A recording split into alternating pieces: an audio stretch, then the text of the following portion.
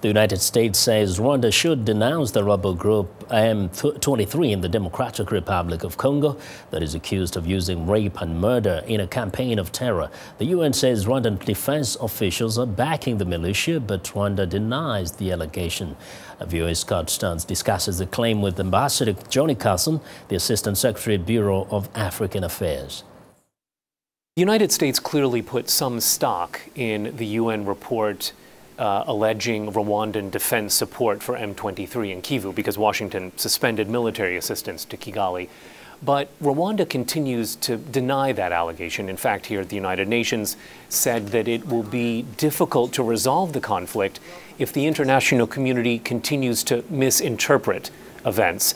So can Rwanda be part of the solution in North Kivu if it's unwilling to admit that it's part of the problem? We're deeply concerned about the continuing violence and instability that characterizes the eastern Congo today, particularly the situation in the North Kivu area.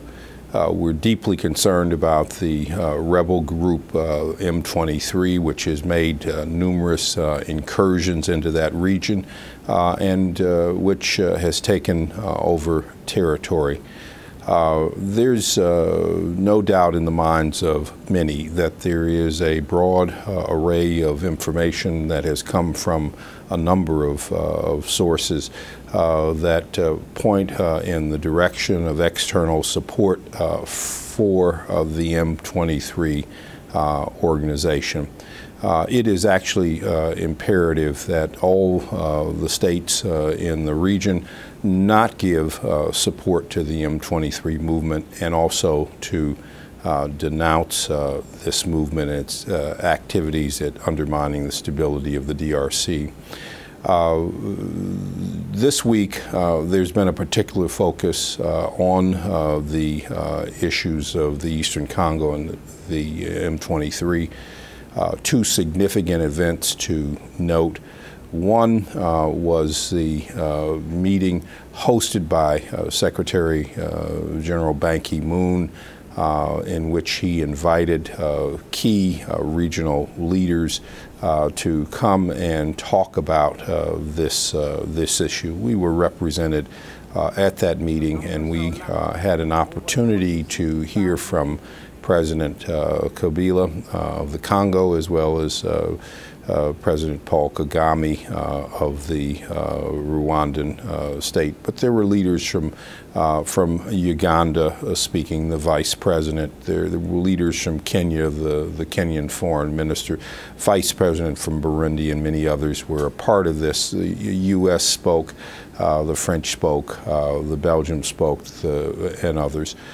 The second important event that occurred around this, reflecting our own bilateral concerns about this, was a meeting that was hosted by Secretary Clinton on Monday evening, in which she invited President Kabila and President Kagame to meet together to see if we could contribute in some way to diffusing the tensions and the frosty relationship which has existed between those two countries, to help build up confidence or put in place confidence measures which would be intended to strengthen the relationship. And if there were a way to work with both countries to maybe develop some mechanisms that would allow them to work through some of the disagreements and misunderstandings that persist between both countries and along their borders. It is important, absolutely important, for both of those countries and both of those leaders to reestablish confidence and trust, which is not there today. Yes, both countries have responsibilities.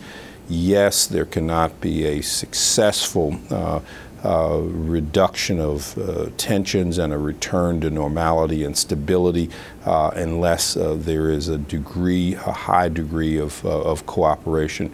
Yes, President Kabila has to take responsibility for his country, but yes, the leadership in Rwanda must recognize that it is important to be a good neighbor as well.